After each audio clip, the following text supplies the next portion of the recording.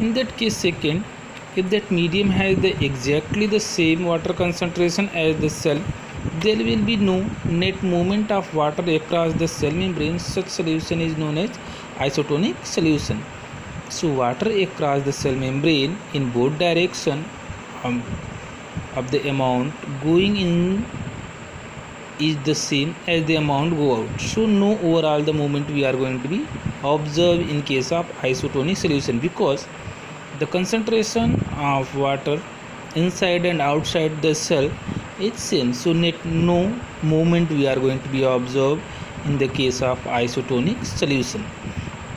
So if the medium has lower concentration of water than the cell, because the inside the cell the concentration is high compared to the outside the cell, so the cell will lose water by osmosis, because the water molecule go outside from the cell, because that we have seen this is the cell.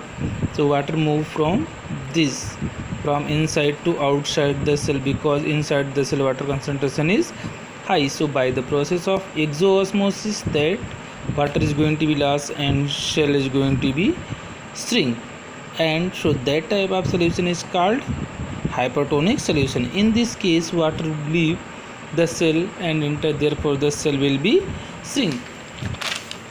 So osmosis is a special case of diffusion through the selectively permeable. So we can say osmosis is a type of diffusion in which the selectively permeable membrane is needed, because in the both cases the movement of molecule from higher water concentration to lower water concentration. So unicellular freshwater organism and most plant cell tend to gain water through the osmosis. So absorption of water by the plant roots is also an example of osmosis. So diffusion is important in the exchange of gases and water in the life of the cell, because the carbon dioxide is needed for the process of photosynthesis and oxygen is also needed for the process of respiration. So that gases is also needed and water is needed for the formation of food and for the transport, for the formation of food, as well as that it is the maintain the body temperature of plant.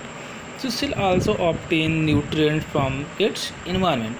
So by that, when the absorption of water is when the takes place, then some minerals is also going to become which are needed for the process of photosynthesis. So different molecule move in and out of the cell through this type of the transport requiring use of energy. So in this case of the osmosis and diffusion, no need of energy, but that movement of molecule from lower concentration to higher concentration, so that energy is going to be required. So this is the plasma membrane is the flexible and made up of the organic molecule called the lipid and protein. So the flexibility of the cell membrane also enable the cell engulf food and other material its external environment called the endocytosis, because the molecule move in, suppose this is that cell, so some food material is going to be catch and go inside the cell. That process is called the endoosmosis. If that is here the endoosmosis or endocytosis, so same, endo means inside.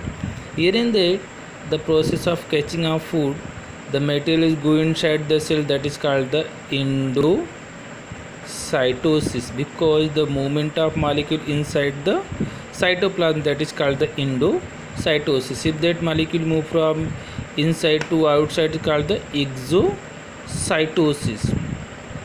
Exocytosis, it means exo, it means outside, it means the cytosis in the cell.